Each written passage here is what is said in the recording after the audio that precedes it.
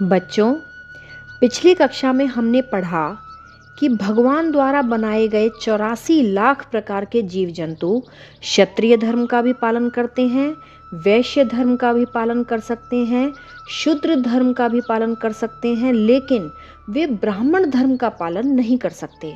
उस धर्म का पालन केवल मनुष्य ही कर सकता है।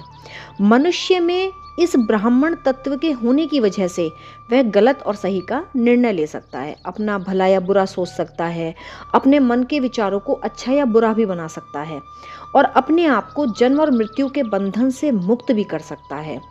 अब इस जन्म मृत्यु के बंधन से मुक्त होने के लिए उसके अंदर कैसे गुण होने चाहिए, उसके विचार कैसे होने चाहिए, अब हम इसके बारे में जानेंगे। तो बच्चों, यह 84 लाख प्रकार के जीव जंतुओं से भरी जो प्रकृति है, ये 3 गुणों से मिलकर बनी है। अब आप इस चित्र को ध्यान से देखिएगा। ये 3 गुण होते हैं, सतोगुण, रजोगुण और तमोगुण। अब क्योंकि हम भी इस प्रकृति के तत्वों से मिलकर ही बने हैं, इसलिए इन तीनों गुणों का प्रभाव हमारे ऊपर भी पड़ता है।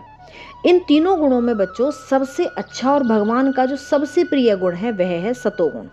सतोगुण का मतलब होता है जो सत्य के रास्ते पर चलता है। और सच्चाई क्या होती है, अब हम इसे समझेंगे।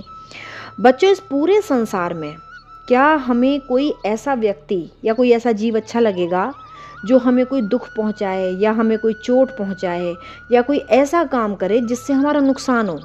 नहीं ना। तो मतलब हमें कौन सा जीव या कौन सा मनुष्य अच्छा लगेगा जो हमारे भले के लिए सोचे, जो हमें कभी कोई चोट ना पहुंचाए, जिसके विचारों को जानकर या जिसके कामों को देखकर हमारे मन को अच्छा लगे। ऐसे लोग हमें अच्छे लगेंगे, हम चाहेंगे कि ऐसे लोग हमेशा हमारे पास रहे, है ना। तो बच्चों, जैसा हम सोचते हैं ऐसा ही इस दुनिया का हर आदमी सोचता है। तो अगर हमें ऐसे मनुष्य की तलाश है जो हमेशा हमारे लिए अच्छा सोचे, हमारे भले के लिए सोचे, जो हमेशा हमें खुश रखे, तो ऐसा ही मनुष्य हमें भी किसी के लिए बनना है। बस यही इस दुनिया की सच्चाई है। गोस्वामी तुलसीदास जी श्री रामचरितमानस में कहते हैं, परहित सरिस धर्म नहीं भाई, पर पीड़ा सम नहीं अधमाई। परहित सरिस धर्म नहीं भाई, मतलब दूसरे के लिए अच्छा सोचने के अलावा हमारा दूसरा कोई धर्म नहीं है। और पर पीड़ा सम नहीं अदमाई, मतलब दूसरे को दुख देने के जैसा कोई अधर्म नहीं है, कोई पाप नहीं है। फिर तुलसीदास जी कहते हैं, परहित बस जिन्ह के मन माही, तिन्ह कहूँ जग दुर्लभ कछु नाही। परहित बस जिन्ह के मन माही, मतलब जिनके मन में दूसरे के हित की, दूसरों के भले की भावना होती है। तिन कहूँ जग दुर्लभ कछु नाही, मतलब जिनके मन में हमेशा दूसरे की भलाई के विचार उठते हैं, उनके लिए इस संसार में कोई भी वस्तु पाना मुश्किल नहीं होता। जैसे मान लो आप किसी दुकान पर काम करते हो, ठीक है। दुकान के मालिक को दुकान में रखी हुई हर चीज़ से बहुत प्यार होता है, क्योंकि उसने बहुत मेहनत से उस दुकान को बनाया है और उसे तरह तरह के सामान से सजाया होता है। अब अगर आप इस दुकान की हर चीज़ को बहुत संभाल कर रखेंगे और अच्छे से मेहनत करके मालिक का काम करेंगे, उसको लाभ पहुंचाएंगे, तो मालिक आपके बारे में क्या सोचेगा? वह आपसे बहुत खुश होगा और वो सोचेगा कि ये तो मेरा बहुत भला चाहने वाला व्यक्ति है, ये तो कभी मुझसे दूर नहीं होना चाहिए। अब वो भी आपकी सुख सुविधाओं का ख्याल रखेगा, आपकी सैलरी भी बढ़ाएगा, मतलब उसे आप अच्छे लगने लगेंगे। और क्योंकि आप हमेशा अपने मालिक के भले के लिए काम करते हो, तो वह भी आपके हित के लिए ही सोचेगा। तो इसी तरह से भगवान ने भी इस प्रकृति को बहुत प्रेम से और बहुत परफेक्शन के साथ बनाया है, तो उसे भी वो लोग अच्छे लगते हैं जो उसकी प्रकृति का भला चाहते हैं और उसका ध्यान रखते हैं। तो अगर कोई व्यक्ति प्रकृति के साथ और सभी जीव जंतुओं के साथ प्रेम से रहता है, तो मतलब उस व्यक्ति के अंदर सतोगुण है और वह ईश्वर को सबसे ज़्यादा प्रिय है। अब बच्चों, दूसरे नंबर पर आता है रजोगुण। ये गुण बच्चों जिस व्यक्ति में होता है उसकी इच्छाएं बहुत होती है, कामनाएं बहुत होती हैं। वह दूसरों के भले से ज़्यादा अपने ही भले की सोचता है। लेकिन वह थोड़ा स्वार्थी तो होता है, लेकिन वह अपने सुख के लिए किसी और को कष्ट नहीं पहुंचाता, निर्दयी नहीं होता। जैसे आपने हिरण देखा होगा, वह शाकाहारी जीव है, वो अपने लिए ही जीता है, अपना ही पेट भरने के लिए जीता है, लेकिन वो अपना पेट भरने के लिए किसी और जीव की हत्या नहीं करता। वह दूसरों के लाभ से अपनी लाभ की थोड़ी चिंता तो ज़्यादा करता है, लेकिन वो तमोगुणी नहीं होता, वो किसी की हत्या नहीं करता। ऐसे गुण वाले व्यक्ति को रजोगुणी कहा जाता है। इस संसार में ज़्यादातर मनुष्य रजोगुणी होते हैं। रजोगुणी व्यक्ति चाहे तो धर्म ग्रंथों को पढ़ के या संतों के बताए हुए रास्ते पर चलकर अपने आप को ऊपर उठा सकता है और अपने आप को सतोगुणी बना सकता है। ठीक है, अब तीसरे नंबर पर आता है बच्चों तमोगुणी। तम का अर्थ होता है अंधकार, अज्ञानता, मतलब जिसे प्रेम का ज्ञान नहीं है, जो अज्ञान के अंधकार में पड़ा हुआ है। तमोगुण जिस इंसान में होता है उसे अपने लाभ के अलावा कुछ भी दिखाई नहीं देता। वह अपने स्वार्थ के लिए किसी को भी मार सकता है। उसके अंदर दया करुणा नाम की कोई भावना नहीं होती। उसे दूसरों के दुखों से, तकलीफ़ों से, दर्द से कोई फर्क नहीं पड़ता।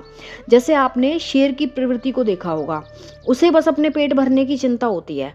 उसके सामने जो भी आता है वो उसे निर्दयता से मार देता है।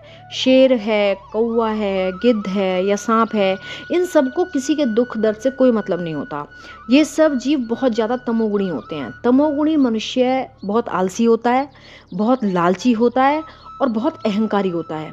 इससे बचने के लिए मनुष्य को योग के द्वारा, ध्यान के द्वारा, सेवा और सत्संग के द्वारा अपने आप को पहले रजोगुण की ओर लेकर जाना होगा और फिर सतोगुण की ओर लेकर जाना होगा। तभी वो ईश्वर को यानी आनंद को प्राप्त कर पाएगा। अब बच्चों, जैसे हम अपने दोस्त वैसे ही बनाते हैं जैसे हम खुद होते हैं, तो उसी तरह सतोगुणी मनुष्य सतोगुणी के साथ रहना पसंद करता है, रजोगुणी इंसान रजोगुणी के साथ रहना पसंद करता है और तमोगुणी इंसान तमोगुणी के साथ रहना पसंद करता है। जैसे शेर का अपना झुंड होता है और हिरणों का अपना होता है, हाथियों का अपना होता है। अब हिरणों के ग्रुप में अगर जैसे कोई हिरणों का ग्रुप है, उसमें अकेला शेर बहुत आराम से रह सकता है, क्योंकि उसे पता है हिरण उसे कोई नुकसान नहीं पहुंचाएंगे, क्योंकि हिरण शांत स्वभाव के जीव हैं। लेकिन बच्चों, क्या बहुत सारे शेरों के बीच में कोई हिरण रह सकता है?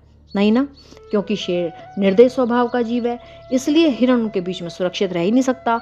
तो अब हिरण को अपने और अपने परिवार के जीवन की रक्षा करने के लिए क्या करना होगा? उसके लिए सबसे पहले तो उसे अपने ग्रुप में रहना सीखना होगा और सबका सहयोग करना सीखना होगा, क्योंकि जब ग्रुप बड़ा होता है और सभी एक दूसरे की रक्षा करने वाले होते हैं तो हिंसक प्राणी उनकी ओर आने का साहस नहीं कर पाते हैं। दूसरे, उसे सावधान रहना सीखना होगा और तीसरा, उसे अपनी आत्मरक्षा के लिए अपने सींगों का भली भांति प्रयोग करना सीखना होगा, तभी वो हिंसक जीवों से अपनी रक्षा कर पाएगा। तो बच्चों, आज हमने उन 3 गुणों के बारे में जाना जिनसे ये प्रकृति बनी है। इस संसार में जब कोई बच्चा पैदा होता है तो उसका स्वभाव जन्म से सतोगुणी होता है। आपने देखा होगा कि एक छोटा सा बच्चा बहुत निर्मल मन का होता है, उसे पैसों का लालच नहीं होता, उसे किसी बात का अहंकार नहीं होता, उसे जो पहना दो वो पहन लेता है, वो बहुत ज़्यादा डिमांडिंग नहीं होता।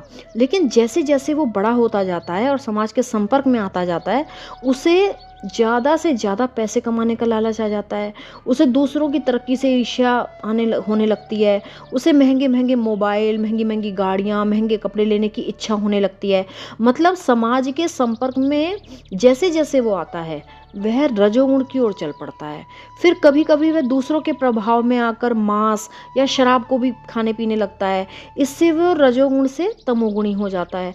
तो बच्चों, जैसे अगर आपको किसी पहाड़ से पानी नीचे गिराना है तो पानी बहुत आसानी से नीचे गिराया जा सकता है, लेकिन अगर पानी को पहाड़ के ऊपर लेकर जाना हो तो उसके लिए तो बहुत मेहनत करनी पड़ेगी।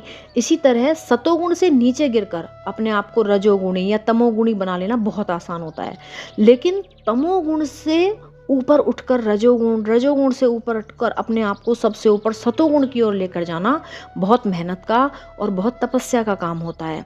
हमारे जो ऋषि मुनि थे ना बच्चों, उन्होंने बहुत गहराई से प्रकृति को जाना और हमारे धर्म ग्रंथों में उन रास्तों के बारे में बताया जिन पर चलकर हम अपने स्वभाव को, अपने मन को प्रभु के समान बना सकते हैं। जिन्हें जानकर हम अपने विचारों को अच्छा और सुंदर बना सकते हैं, जिन विचारों से हमारा मन मंदिर बनने लगता है। आपने वृंदावन में बहुत से अंग्रेज भक्तों को देखा होगा। वो कौन है पता है? उन्हें कोई वृंदावन जबरदस्ती नहीं लेकर आया। ये वो लोग हैं जिन्होंने गीता को समझा, जिन्होंने रामायण को समझा, जिन्होंने प्रकृति को समझा और अपने मन को मजबूत बनाकर तामसिक गुणों को छोड़कर सतोगुण की ओर ऊपर उठ गए, जिन्होंने प्रेम को समझा, जिन्होंने प्रेम की ताकत को समझा। फिर जिसने भी उस प्रेम को पा लिया, जिसने भी उस सतोगुण को पा लिया, फिर वो कभी तमोगुण की ओर नहीं लौटा। फिर उन्होंने भी दूसरों को प्रेम का रास्ता बताना शुरू कर दिया। तो बच्चों, अब हम रामचरितमानस को समझना शुरू करेंगे और दूसरों को नहीं बल्कि अपने आप को देखना शुरू करेंगे कि हमारे विचार कैसे हैं, अपने विचारों के अनुसार हम कौन से गुण में आते हैं और सतोगुण की ओर जाने के लिए अभी हम कितना प्रयास कर रहे हैं। तो चलिए अब अगली कक्षा में शुरू करते हैं श्री रामचरितमानस। तब तक जय हिंद, जय भारत।